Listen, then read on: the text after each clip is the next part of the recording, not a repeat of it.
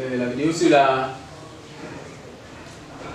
première partie du travail concernant la dissertation. C'est-à-dire que là, on fait l'analyse du sujet.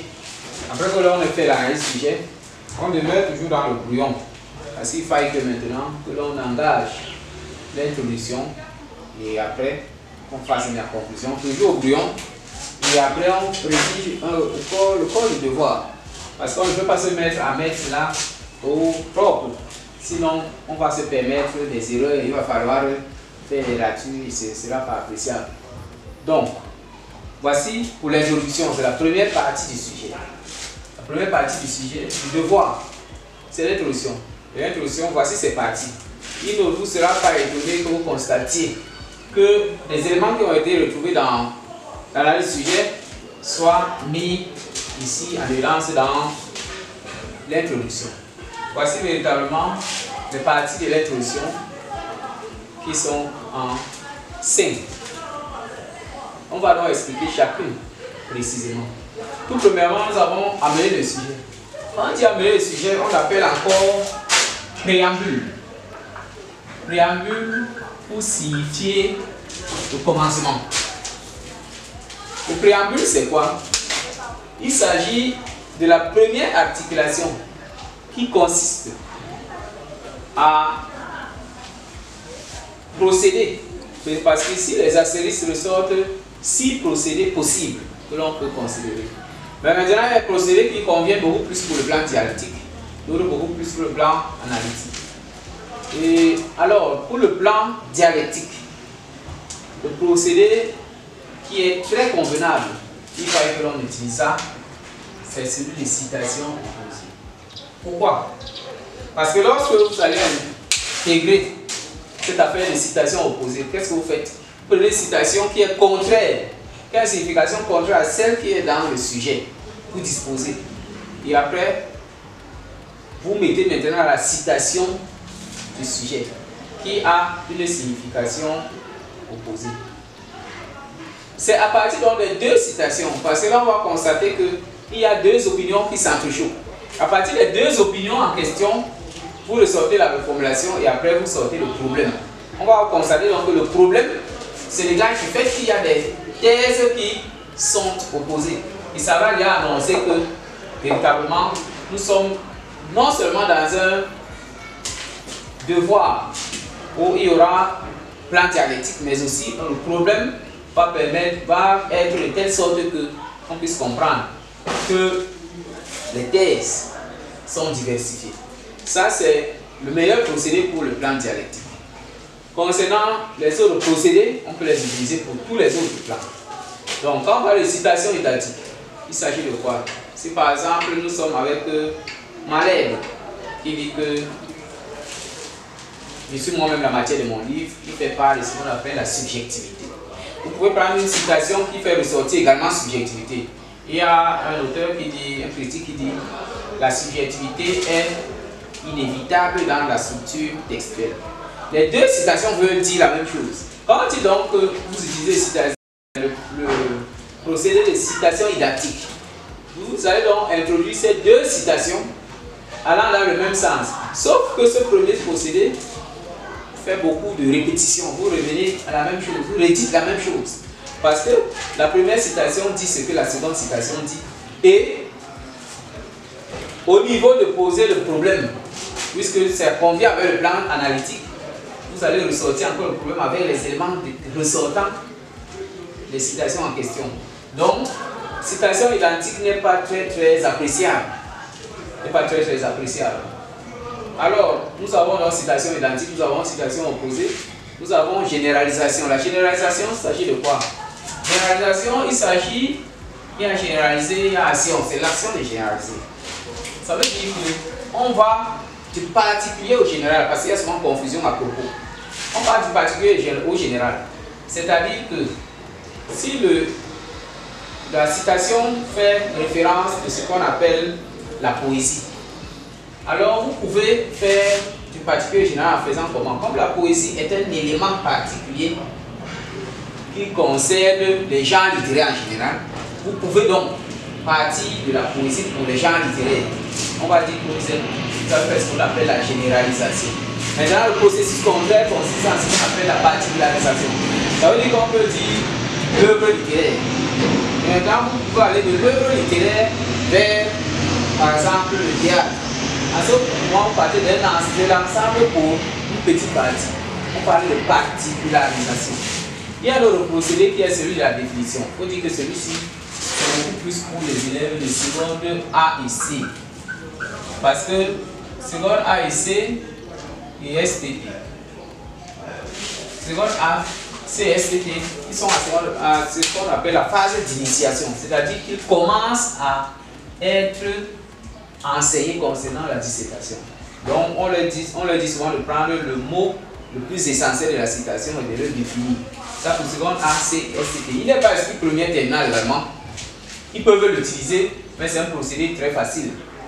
Très facile, très simple, simpliste. Il y a ce qu'on appelle le contexte historique. Le contexte historique, c'est plus compliqué.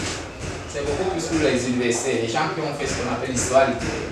Il s'agit de quoi? Par exemple, le sujet peut parler d'engagement. Et maintenant, pour montrer la source, l'origine de l'engagement, vous allez avec Jean-Paul Sartre, Albert Camus, au début du XXe siècle.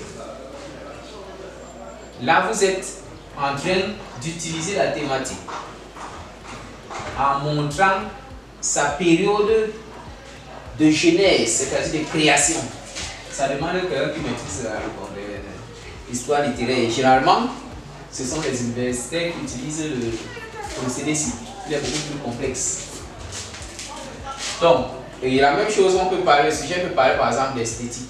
Et l'esthétique, vous ressortez sa partie du symbolisme ou alors du Parnasse avec les Paul Verlaine à la fin du 19e siècle. Là maintenant encore, il faut quelqu'un qui maîtrise l'histoire littéraire. Donc, le contexte littéraire, c'est beaucoup plus compliqué. Mais le conseil qu'il faut que l'on donne, c'est que pour les sujets à plan dialectique, citation opposée est très appréciée, très convenable. Au plan analytique, les autres sont également convenables. Mais dialectique, voici le procédé le plus adapté. Voilà le procédé le plus adapté. Pour les élèves secondes A, C, S, T, par définition, c'est appréciable. Après ça, il y a ce qu'on appelle reformulation. Il faut dire qu'il y a certains enseignants, après amener le sujet, lui dit poser le problème. Il n'a pas tort parce que d'amener le sujet, il intègre reformulation. Il s'agit de quoi? Vous prenez d'abord la citation qui vient d'ailleurs. Vous maintenant vous mettez la citation du sujet et vous l'expliquez. Le fait de mettre la citation du sujet et l'expliquer, c'est ça qu'on appelle la reformulation. Et maintenant, lorsqu'on parle d'amener le sujet, on parle déjà de mettre la citation qui est dans le sujet. Ça veut dire qu'une partie de la reformulation se retrouve déjà d'amener le sujet. C'est pour ça que certains, après amener le sujet, ils posent le problème. La reformulation s'agit d'expliquer la signification de la citation de l'auteur dans le sujet. Après la reformulation, il y a ce qu'on appelle poser le problème. Il y a ressorti tous les problèmes littéraires. Parce que la dissertation littéraire, on dit bien littéraire, elle a déjà les sujets bien définis. C'est différent de la discussion où les sujets sont généralisés. Parce que la discussion, les sujets peuvent porter sur la cuisine, sur la politique, sur l'économie, sur le social, sur la culture, le sport, etc. etc. Ici, il y a les thématiques littéraires déjà prédéfinies. Je les ai ressorties dans l'analyse du sujet. Après poser le problème, et à poser la problématique. La problématique, c'est une question. Je vais faire ressortir ça également dans l'analyse du sujet. C'est une question qui fait ressortir les deux thèses en présence ou alors deux questions où la première laisse entendre la première thèse et la deuxième laisse entendre la deuxième thèse. Après cela, nous avons annoncé le plan. Je vais encore préciser ici que annoncer le plan n'est pas facultatif. C'est en dissertation philosophique qu'après poser la problématique, on arrête. En dissertation littéraire, on continue avec annoncer le plan. Il faut absolument dire les thèses que vous allez développer. On peut avoir donc, les formulations comme pour bien mener, ou alors pour mener une réflexion logiquement disposée. Il est convenable que l'on s'intéresse tout d'abord à, vous mettez thèse 1, et enfin A, thèse 2. Ne dites pas ensuite.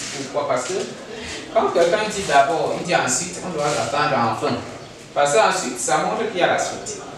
Donc, étant donné qu'il y a 2 thèses seulement que vous allez développer, il faut qu'en annonçant la première, vous disiez d'abord et la dernière que vous disiez en fond. Alors, si vous dites ensuite de vous arrêter là-bas, ce n'est pas convenable. Si le plan de la sens, ça laisse entendre que vous n'avez pas terminé, pourtant vous avez terminé dans votre compréhension. Donc voilà ce qu'on appelle l'introduction. Après cela, nous avons la conclusion. La conclusion, elle est facilement... On peut facilement la créer. Pourquoi? Quand nous avons déjà fait l'analyse du sujet que nous avions fait dans le travail précédent, on ressort, il y a les thèses en présence. Et dans les thèses en présence sont les opinions qu'on a développées. Vous constatez que ici, le rappel des opinions développées, il s'agit de l'annonce de ce qu'on a dit dans l'annonce du plan. Étant donné qu'on ne veut pas se redire avec les mêmes mots, il faut faire donc ce qu'on appelle la synonymie. La synonymie, c'est-à-dire les mots ayant, le fait d'utiliser les mots ayant la même signification que d'autres. Si à l'annonce du plan de l'introduction, vous aviez dit par exemple, le devoir consistera à manifester d'abord le caractère dénonciateur de l'œuvre et enfin la pratique de l'esthétique. Ici, pour dire caractère dénonciateur, vous allez plutôt dire, on peut commencer comme ceci. Au soir de l'analyse ou alors au demeurant, il fallait rappeler que l'analyse a consisté à développer. Au lieu de dire donc l'aspect dénonciateur de la littérature, vous pouvez plutôt dire ici le fait que la littérature critique les problématiques sociales. Là, vous avez fait la synonymie. Et maintenant, au lieu de parler de la pratique de l'esthétique, vous dites plutôt ici l'exaltation de la perfection formelle. Parce que la perfection formelle, c'est synonyme de l'exaltation de l'esthétique.